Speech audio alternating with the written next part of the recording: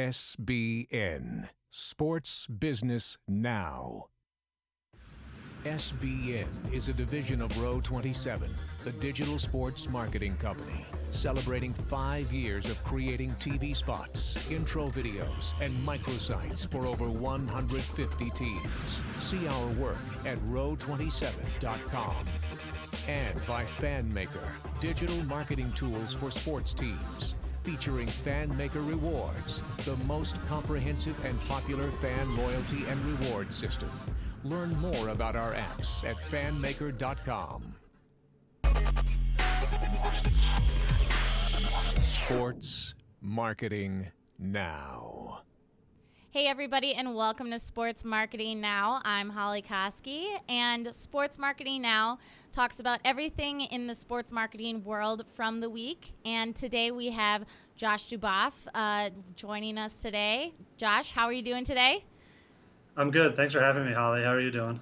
I'm doing good. Finally, some signs of spring here in Minnesota, so that's always a plus. You said it was a little cold in NY? Yeah, still a little cold here. Had a few nice days, but spring running schedule has come around, so I'm excited about that. I run around the city in a bunch of their races, so that started. I'm happy with that. So spring is here for running, if nothing else. Exactly.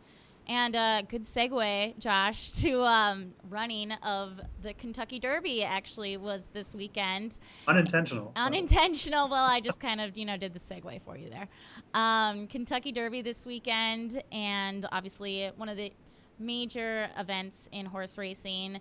And Yum Brands, which is based in Louisville, is, they own Taco Bell, KFC, Pizza Hut, and they had a huge branding presence at the race, whether it be having the Yum Brands logo on each horse, or definitely different signage, and hospitality venues.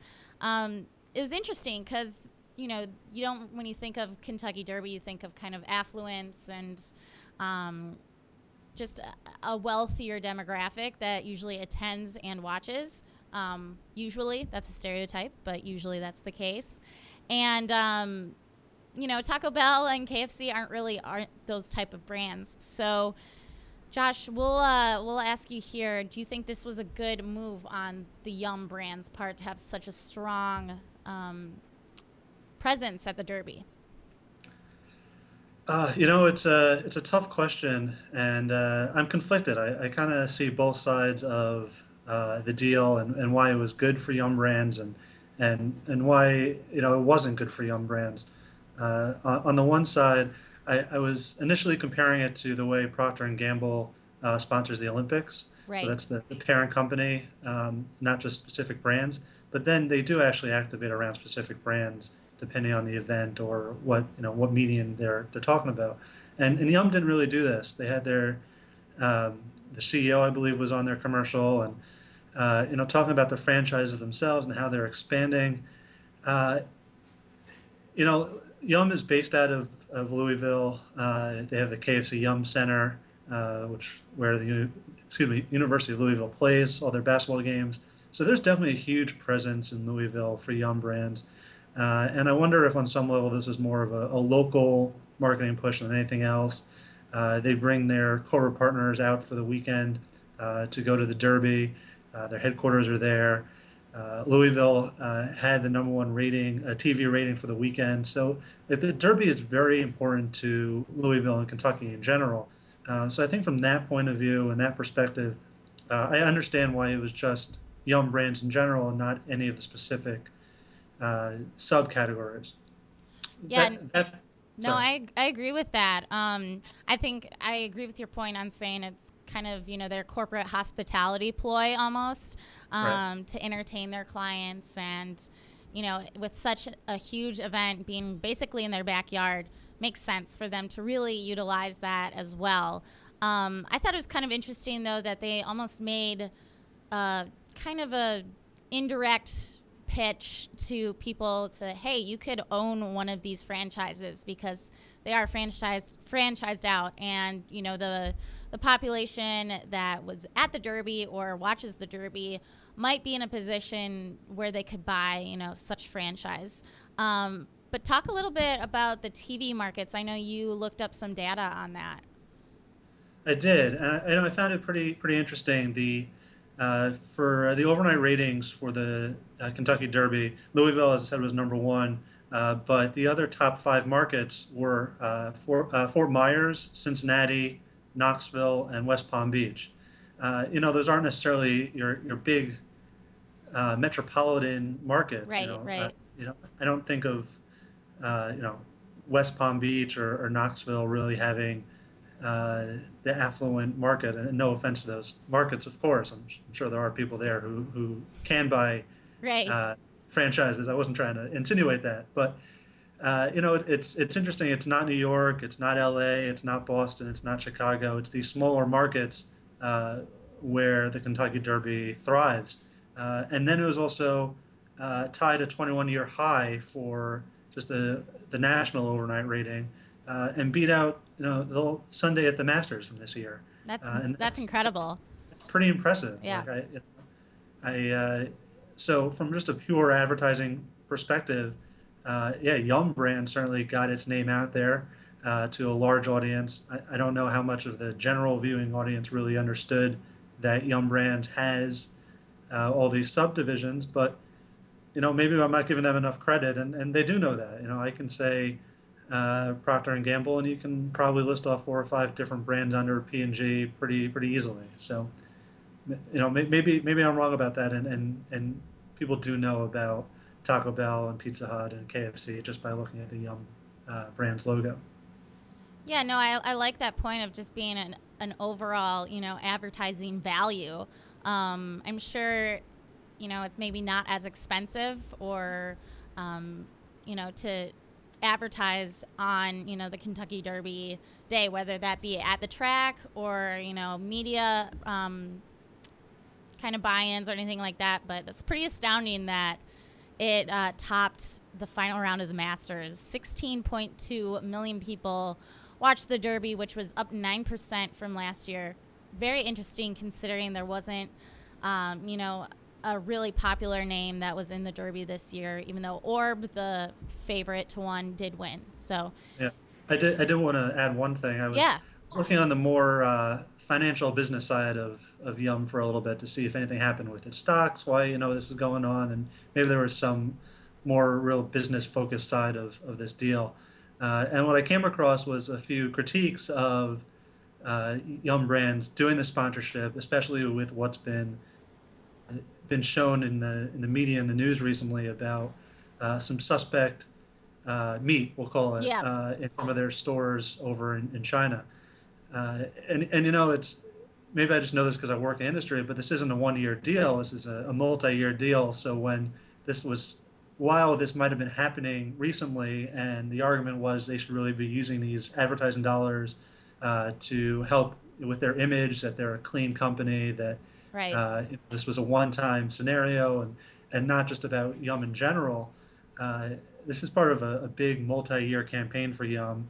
It started several years ago. It's going to go for another several years after this. And all this advertising dollars were already set in stone and already happening before any of these reports came out about the restaurants in China. So I don't think it's very founded, but if that's what people's opinions are, then that's what matters also. So it seemed like there were some stockholders and shareholders who were not very pleased that they were sponsoring the Kentucky Derby. Right. So clearly they got some publicity, whether it be positive or not, still remains to be seen. But I know you mentioned Procter and Gamble a little bit, and that actually leads us to our next topic, which is Charmin and NASCAR. And they are teaming up because, Charmin is embracing their skid marks that people leave on their underwear. And basically, skid marks are a huge part of racing as racers leave their mark, after they win the race. But they sponsored this month's Sprint All-Star Race and Coca-Cola 600. And so part of the deal is obviously, signage with banners outside the speedway and along the pit road, touting the Charmin Ultra Strong. And yeah, like I said, billboard banners, and they will have the backside of some men's briefs with, tire skid marks down them. So this is some kind of fun, creative marketing. What are your thoughts on this, Josh? I think that's exactly what it is. I think it's fun. I think it's creative, and it gets people talking. And that's been Charmin's goal recently with their advertising, is to make it funny uh, and fun. I just use the same word twice, but that's exactly what it is. I haven't seen any of the advertisements yet. I'm sure they'll pop up on Twitter closer to the actual events, but I think it's funny, and it's reminding people about a product that they don't normally think about until Right. they're in need of it. And Exactly. Charmin is not the cheapest brand out Right. there, so they don't have that to go with. There are other cheaper brands out there, so this is another avenue for them. That's fun and a little bit lovable as well. I think of the Bears as Yeah. well. So I think it's funny, and we can all use a laugh sometimes. Yeah, I mean, definitely there's that recall aspect where you'll most, remember a funny ad and with the kind of the sponsor associated with it. And I think NASCAR has done a really great job over the years of incorporating fun brands, whether it be, M&M's on the sponsor of a car or all the way to Talladega Nights, kind of their, involvement in making that movie happen as well, which I think, is really great for the brand. But I think it's interesting that, Charmin really took it upon themselves to play off this kind of skid marks, almost making fun of their brand a little bit as well, a little self-deprecating humor there. So yeah, fun stuff. I'd like to see the creative on that soon because I'm sure it is memorable. And then moving on to baseball, the Miami Marlins are asking their fans to vote for Marlins players for the All-Star game, which is 2 months away, but teams already got their voting campaigns out, and they are going to give away free tickets to fans who, designate the Marlins as their favorite team or their other favorite team when they register to vote. And they have to vote 21 times in order to receive 4 free tickets to, select Marlin games. So it's not like you get to choose your game, but this is an interesting tactic given, the Marlins' attendance woes this season and on-field product not as great as in the past. So do you think this is, a good practice to just basically give away tickets to fans that are, showing an interest in your brand, or does it kind of dilute the brand even more? Again, actually, I'm kind of conflicted on this one. I don't have a strong opinion either way just yet. I want to see how it plays out a little bit. But I do find it interesting that they allow you to select the Marlins as your favorite team or other favorite team. Right. In other words, not your favorite team, but someone that you put down because you want those tickets, basically.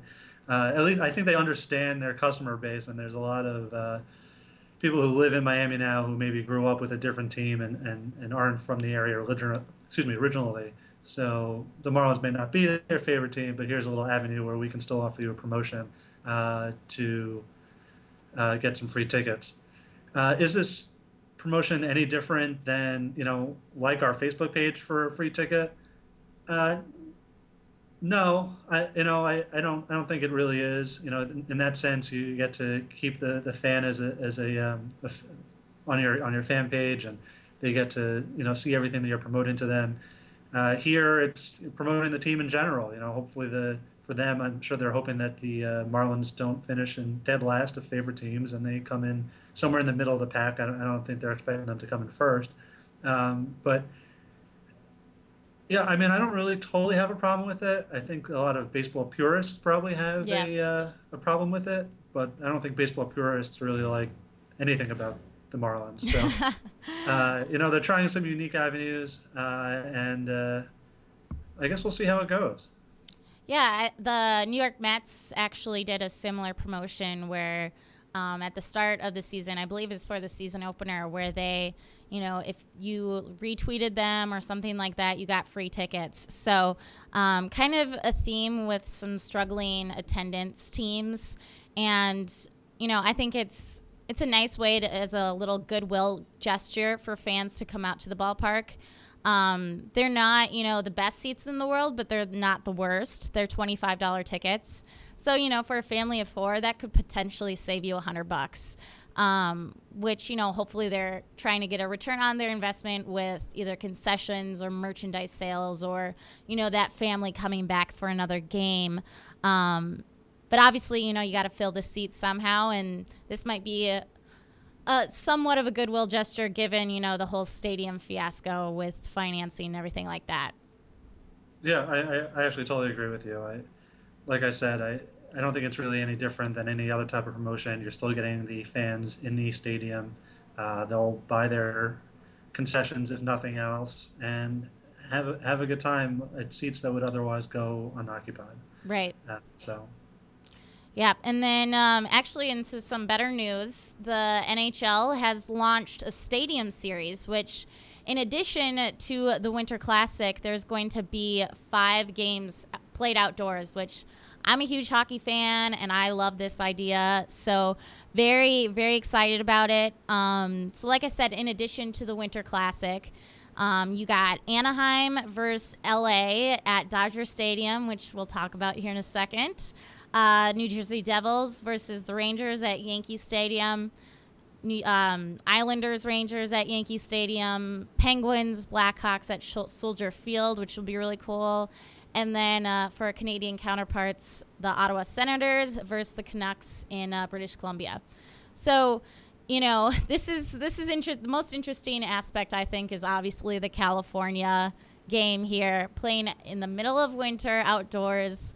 Last year, on January 25th, or excuse me, this year, the high in Los Angeles was 67 degrees, and you're going to be playing a game on ice. Again, with the whole purists idea, a lot of people just like that one game with the Winter Classic being like kind of the very special game, especially for advertisers and the media. So a lot of people are thinking this is, kind of diluting the brand or cheapening a little bit. And but what are your thoughts, Josh? And then we'll talk about California. Yeah, I mean, this is out of all the topics we've talked about, this is the one I have the strongest opinion on. Okay, all right, lay it on me. I love it. Okay. I think it's great. I don't think the Winter Classic really has such a big national interest that it dilutes the brand. If you don't live in one of the markets where the Winter Classic is going on, then you can't go to the game. Right. So, having a game, 4 or 5 different games actually, in stadiums across the country allows fans all over the country to experience the outdoor game. The NHL didn't do it. The NCAA is already doing it. So they'll go to a game. I believe there's a game at the Big House in Michigan this year, last year already. That might have been so long ago. I can't remember. But, the outdoor hockey games are fun. People like them. And I don't think it takes anything away. Can they do this every year, for the rest of time? No. But 1 or 2 games a year in some of these markets, I think it's pretty cool. Can Yankee Stadium hold 2 hockey games? Definitely. They've been doing football games at Yankee Stadium for a while now, and they've somewhat lost interest over the years. That's also partially because of the caliber of the teams playing the games. But you got your local teams here. You got the Rangers, the Islanders, and the Devils in New York, and I know people are excited about that here because it hasn't happened before. Right. So, it's different, it's fun, and it's an excuse for a good time on middle of the winter. Exactly. Yeah, no, I love the matchups, especially like what you said with the New York kind of rivalry there. And, even the Canadian one as well. But again, that California game, I think is actually a really good idea. So I'm on your side on this one here too. Especially with, the Kings coming off of their 2012 Stanley Cup win. The Ducks have been actually pretty decent this year. San Jose Sharks have been decent. if not, in the top echelon of the NHL. So I think it's a really good move to try and increase, engagement and fandom in those kind of warm market areas. I would not want to be the, stadium operations manager with this, because keeping the ice cold will be an extreme challenge. I'm not envious of their situation. And it kind of will be players be playing in, short sleeves, or how is that going to I didn't even think of that part of it. That's true. Say what? I didn't even think of the uniforms. I just thought about the ice.